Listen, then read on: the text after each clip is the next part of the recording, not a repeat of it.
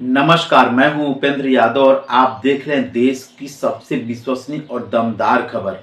पंजाब से आई दो बड़ी घटनाओं ने पूरे देश की सुरक्षा एजेंसियों को अलर्ट मोड पर ला दिया है। जालंधर और अमृतसर, दो बड़े शहर और दो जगह सैन्य तथा बीएसएफ प्रतिष्ठानों के बेहद करीब धमाकों की खबर। हालांकि शुरुआती जांच में इन्हें कम तीव्रता का बताया जा रहा है, लेकिन सवाल बड़ा है, क्या ये सिर्फ हादसा था या फिर किसी बड़ी साजिश की आहट।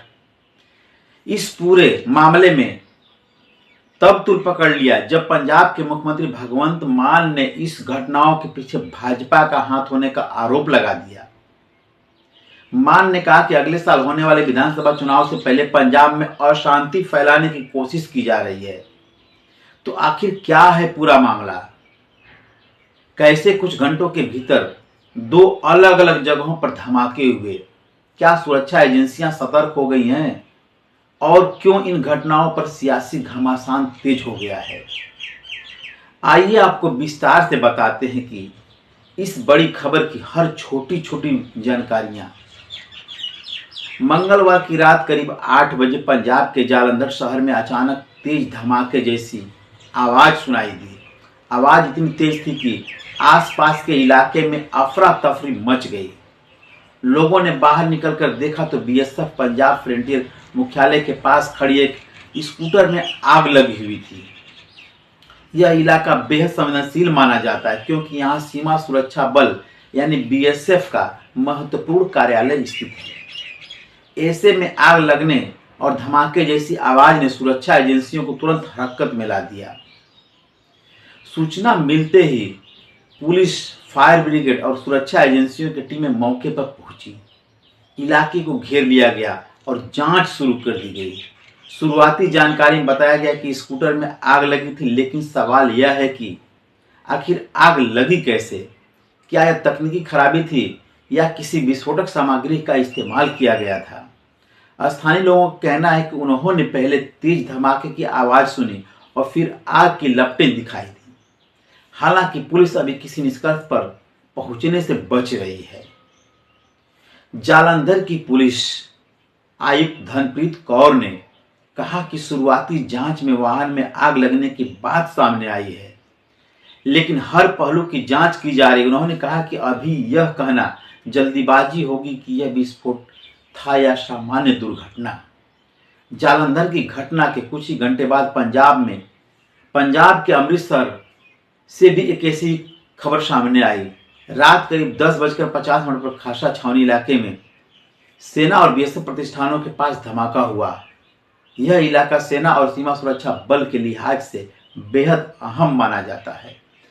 ऐसे में देर रात हुए धमाके ने सुरक्षा एजेंसियों की चिंता और बढ़ा दी।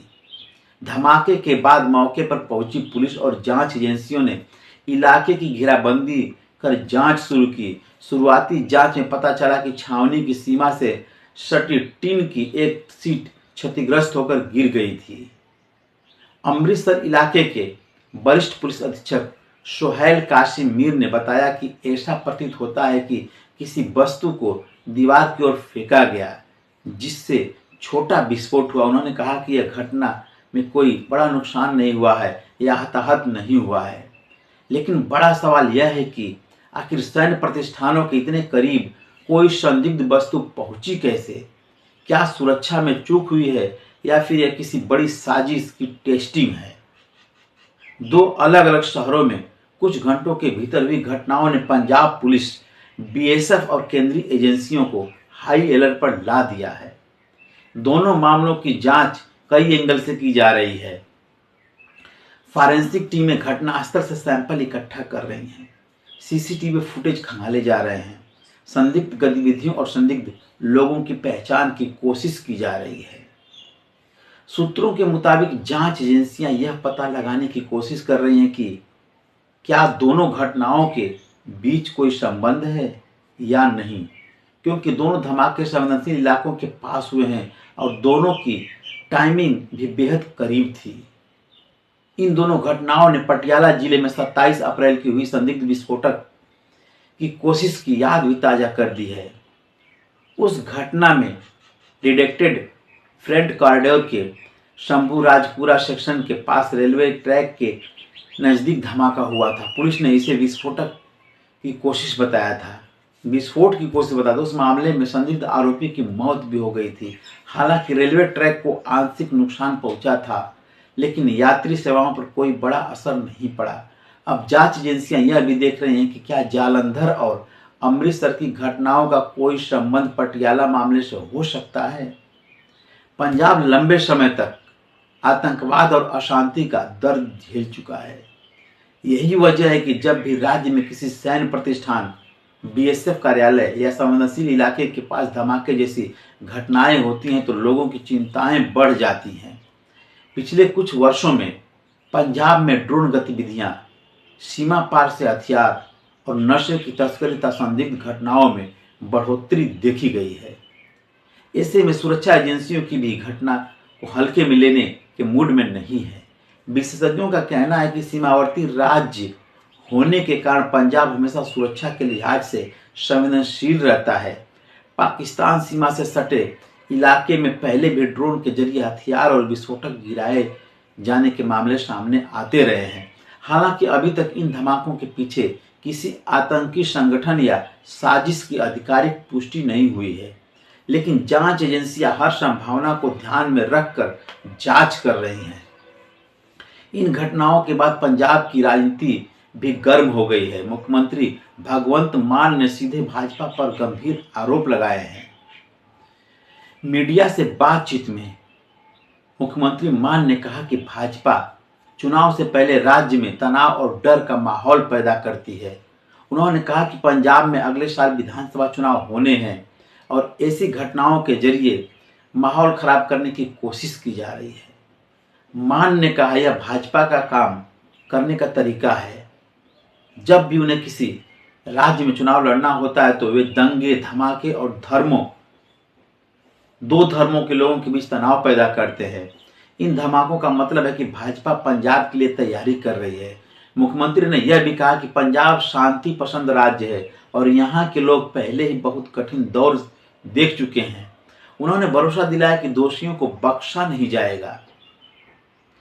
हालांकि मुख्यमंत्री के आरोपों पर भाजपा नेताओं ने तीखी प्रतिक्रिया दी है। भाजपा नेताओं का कहना है कि बिना जांच पूरी हुए राजनीतिक आरोप लगाना गैर जिम्मेदाराना है। भाजपा का कहना है कि सुरक्षा जैसे गंभीर मुद्दों पर राजनीति नहीं होनी चाहिए। विपक्षी नेताओं ने यह भी सवाल उठाया कि अगर राज्य में सुरक्षा व्यवस्था मजबूत है तो फिर सैन्य ठिकानों के पास ऐसी घटनाएं कैसे हो रही हैं।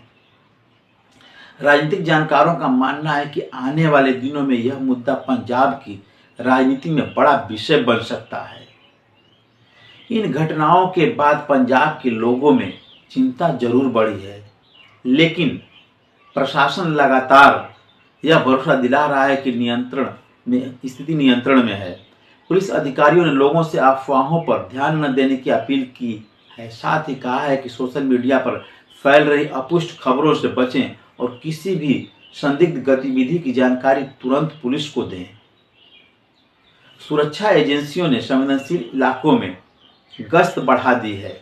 कई स्थानों पर अतिरिक्त पुलिस बल तैनात किया गया है।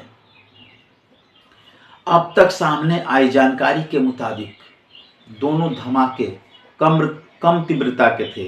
किसी बड़े विस्फोटक या भारी नुकसान की पुष्टि नहीं हुई है, लेकिन सुरक्षा विशेषज्ञों का कहना है कि छोटी घटनाओं को भी गंभीरता से लेना जरूरी है, क्योंकि कई बार बड़े हमले से पहले गतिविधियां परीक्षण के तौर पर की जाती हैं।